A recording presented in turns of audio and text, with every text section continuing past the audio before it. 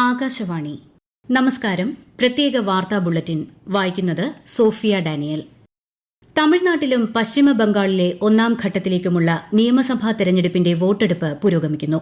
9 മണിവരെയുള്ള കണക്കുകൾ പ്രകാരം തമിഴ്നാട്ടിൽ 17.69%, പശ്ചിമ ബംഗാളിൽ 18.76% പോളിംഗ്. രാവിലെ 7 മണിക്ക് ആരംഭിച്ച വോട്ടെടുപ്പ് വൈകുന്നേരം 6 മണിവരെ നീളും. തമിഴ്നാട്ടിലെ 234 നിയമസഭാ മണ്ഡലങ്ങളിലേക്ക് ഒറ്റഘട്ടമായാണ് വോട്ടെടുപ്പ്. പശ്ചിമബംഗാളിൽ ആദ്യഘട്ടത്തിൽ 152 നിയമസഭാ മണ്ഡലങ്ങളിലാണ് വോട്ടെടുപ്പ് നടക്കുന്നത്. നിയമസഭാ തിരഞ്ഞെടുപ്പ് നടന്ന കേരളം ഉൾപ്പെടെയുള്ള സംസ്ഥാനങ്ങളിലും പുതുച്ചേരിയിലും വോട്ടെണ്ണൽ മെയ് 4-നാണ്. തൃശൂർ വെടിക്കെട്ടുപുര സ്ഫോടനത്തിന്റെ പശ്ചാത്തലത്തിൽ തൃശൂർ പൂരം നടത്തുന്നത് സംബന്ധിച്ച് തീരുമാനമെടുക്കുന്നതിന് തൃശൂർ കളക്ടറേറ്റിൽ ഉന്നതതല യോഗം ചേരുന്നു. സ്ഫോടനവുമായി ബന്ധപ്പെട്ട് ഫോറൻസിക് ഡിപ്പാർട്ട്മെന്റ് പ്രാഥമിക അന്വേഷണവും തെളിവ് ശേഖരണവും പൂർത്തിയാക്കി. അന്തിമ റിപ്പോർട്ട് ഉടൻ സമർപ്പിക്കും. നാളെ വരെയാണ് തിരുവമ്പാടി ദേവസ്വത്തിന്റെ ദുഃഖാചരണം.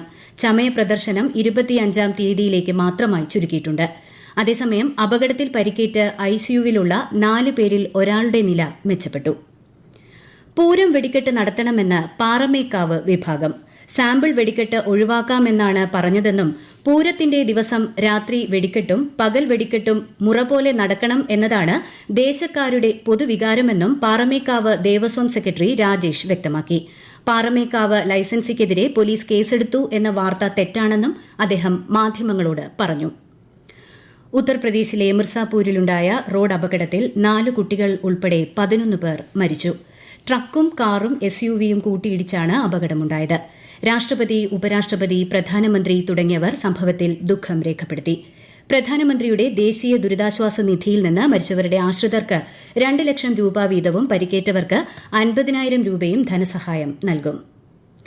കേരളത്തിൽ കനത്ത ചൂട് തുടരും. പാലക്കാട് ജില്ലയിൽ ഈ വർഷത്തെ ഏറ്റവും ഉയർന്ന ചൂട് ഇന്നലെ മലമ്പുഴയിൽ രേഖപ്പെടുത്തി.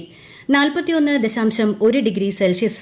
മുണ്ടൂരിൽ 40.2 ഡിഗ്രിയും ആലത്തൂരിൽ 40.1 ഡിഗ്രി സെൽഷ്യസുമാണ് പകൽ താപനില. ചൂട് ഉയരുന്ന സാഹചര്യത്തിൽ വേനൽക്കാല പ്രതിരോധ പ്രവർത്തനങ്ങൾ ചർച്ച ചെയ്യാൻ ജില്ലാ കളക്ടറുടെ അധ്യക്ഷതയിൽ വിവിധ വകുപ്പ് ഉദ്യോഗസ്ഥരുടെ യോഗം ഇന്നലെ ചേർന്നു. കൊല്ലത്ത് 39 ഡിഗ്രി സെൽഷ്യസ് വരെയും കോട്ടയത്ത് 38 ഡിഗ്രി സെൽഷ്യസ് വരെയും താപനില ഉയരാൻ സാധ്യതയുണ്ടെന്ന് കേന്ദ്ര കാലാവസ്ഥാ വകുപ്പ് മുന്നറിയിപ്പ് നൽകി. പൊതുജനങ്ങൾ ജാഗ്രത പാലിക്കണമെന്ന് സംസ്ഥാന ദുരന്ത നിവാരണ അതോറിറ്റിയും അറിയിച്ചു. സംസ്ഥാനത്ത് ചിലയിടങ്ങളിൽ ഇടിമിന്നലോടുകൂടിയ മഴയ്ക്കും സാധ്യതയുണ്ട്. മലിനീകരണ നിയന്ത്രണ സർട്ടിഫിക്കറ്റ് ഇല്ലാത്ത വാഹനങ്ങൾക്ക് പെട്രോൾ, ഡീസൽ, CNG തുടങ്ങിയവ നൽകില്ലെന്ന് ഡൽഹി സർക്കാർ. ദേശീയ തലസ്ഥാനത്തെ അന്തരീക്ഷ മലിനീകരണം നിയന്ത്രിക്കുന്നതിന്റെ ഭാഗമായാണ് നടപടി. നിർദ്ദേശം നടപ്പാക്കുന്നതിൽ വീഴ്ച വരുത്തുന്നവർക്കെതിരെ ശക്തമായ നടപടി സ്വീകരിക്കുമെന്നും സർക്കാർ അറിയിച്ചു. കണ്ണൂർ അഞ്ചരക്കണ്ടി ഡെന്റൽ കോളേജ് വിദ്യാർത്ഥി നിതിൻ രാജിന്റെ മരണവുമായി ബന്ധപ്പെട്ട് അധ്യാപകർ നൽകിയ മുൻകൂർ ജാമ്യാപേക്ഷയിൽ തലശ്ശേരി അഡീഷണൽ ജില്ലാ സെഷൻസ് കോടതി ഇന്ന് വാദം കേൾക്കും. MK റാം, സംഗീത നമ്പ്യാർ എന്നിവരുടെ മുൻകൂർ ജാമ്യാപേക്ഷയാണ് ഇന്നത്തേക്ക് മാറ്റിയത്. ഹോർമുസ് കടലിടുക്കിൽ ഇറാൻ ഏർപ്പെടുത്തിയ നാവിക ഉപരോധം തുടരുന്നത് പശ്ചിമേഷ്യയിൽ സംഘർഷാവസ്ഥ രൂക്ഷമാക്കുന്നു. വെടിനിർത്തൽ തുടരുമെന്ന് അമേരിക്കൻ പ്രസിഡന്റ് ഡൊണാൾഡ് ട്രംപ് പ്രഖ്യാപിച്ചെങ്കിലും മേഖലയിൽ US നാവികസേനയുടെ സാന്നിധ്യം തുടരുകയാണ്. അടുത്ത 72 മണിക്കൂറിനുള്ളിൽ ചർച്ചകൾക്ക് സാധ്യതയുണ്ടെന്ന് ട്രംപ് പറഞ്ഞു.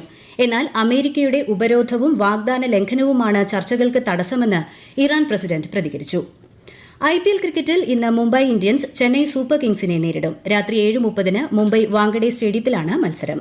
ISL ഫുട്ബോളിൽ ഇന്ന് കേരള ബ്ലാസ്റ്റേഴ്സ് ഒഡീഷ FCയെ നേരിടും. കൊച്ചി ജവഹർലാൽ നെഹ്റു സ്റ്റേഡിയത്തിലാണ് മത്സരം.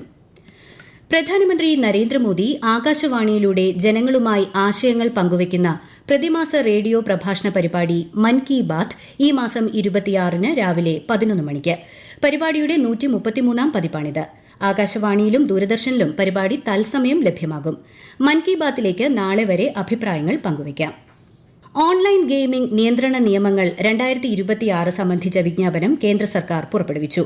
അടുത്ത മാസം 1 മുതൽ നിയമം പ്രാബല്യത്തിൽ വരും. ഓൺലൈൻ ഗെയിമിംഗ് നിയന്ത്രിക്കുക, ജനങ്ങളെയും സമ്പദ് വ്യവസ്ഥയെയും സംരക്ഷിക്കുക എന്നിവയാണ് ഈ നിയമങ്ങളിലൂടെ ലക്ഷ്യമിടുന്നത്. ഇന്ന് ലോക പുസ്തക ദിനം. വിശ്വസാഹിത്യകാരന്മാരായ William Shakespeare, Miguel Cervantes, Garcilaso de la Vega എന്നിവരുടെ ചരമദിനമാണ് പുസ്തക ദിനമായി ആചരിക്കുന്നത്. യുനെസ്കോയുടെ നേതൃത്വത്തിലാണ് ദിനാചരണം സംഘടിപ്പിക്കുന്നത്. പുസ്തക ദിനത്തോടൊപ്പം പകർപ്പവകാശ ദിനമായും ഏപ്രിൽ 23 ആചരിക്കുന്നു. പ്രത്യേക വാർത്താ ബുള്ളറ്റിൻ കഴിഞ്ഞു. അടുത്ത വാർത്താ പ്രക്ഷേപണം ഉച്ചയ്ക്ക് 12:30.